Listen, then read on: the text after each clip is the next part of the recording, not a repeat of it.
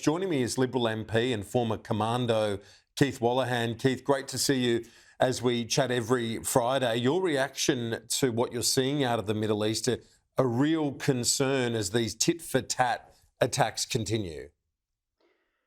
It's extremely concerning, and I'm watching this in real time with your viewers. And what we know when incidents like this happen is that it takes some time, maybe even the next day, to work out exactly what has happened and the consequences of that. Of course, Israel has a right to defend itself in reaction to the horrendous attack that we saw over the skies of Jerusalem recently. But we want it to be in a way that's proportionate and de-escalates. So I would imagine from here there will be quite high-level diplomacy to get both parties back from the brink, because that is the worst-case scenario for that region, is that the Israel-Gaza conflict brings in wider regional actors who have much more sophisticated weapons. And those direct strikes as opposed to the proxies where we have traditionally seen the tensions between those two countries, Iran and Israel, normally, traditionally carried out by proxies, whether they be the Houthi rebels or the Hezbollah group in southern Lebanon. That's right. And there's another factor here which we need to consider, which is that the Islamic Republic regime is separate from Iran and Iranians. Right now, there's a regime that is running that country that is not liked by a huge majority of its people, and certainly the overwhelming majority of Iranian Australians, many of whom are in my electorate here in Menzies.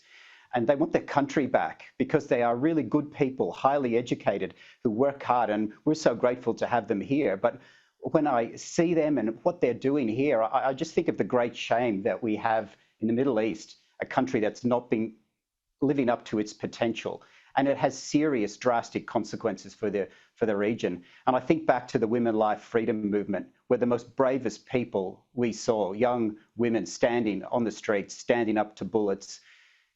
What they were standing for wasn't just about a better Iran, it was about a better world. And I think we need to get back to that and to help them in every way that we can.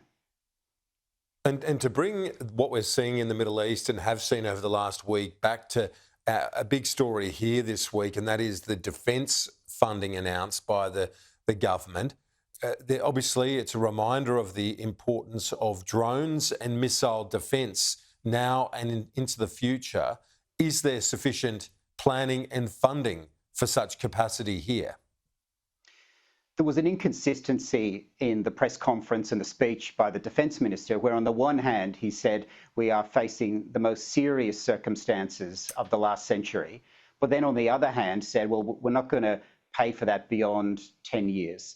And the increase of spending of just under $6 million for the next term is just crazy. It is absolutely crazy.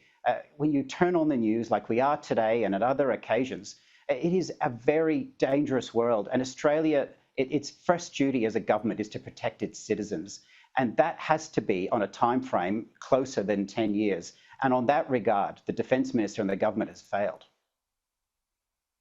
So in terms of this $5.7 billion additional over the forward estimates, you're saying it's not enough. Your colleague Andrew Hastie came out immediately and said you would be contributing more if you win the next election, more than the 2.4% of GDP committed to by the Labor government. Is that achievable? He did, and he did it with the backing of Peter Dutton. And normally releasing policies so far out from an election, it's not in your political self-interest. But we're doing that right now because it's in our national interest. And that's what we should be doing on defence policy, putting the national interest first.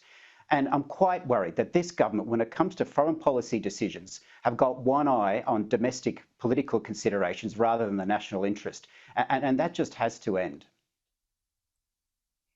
Liberal MP Keith Wolahan, I appreciate your time and your analysis on the unfolding events in the Middle East. We'll talk to you next week. Appreciate it.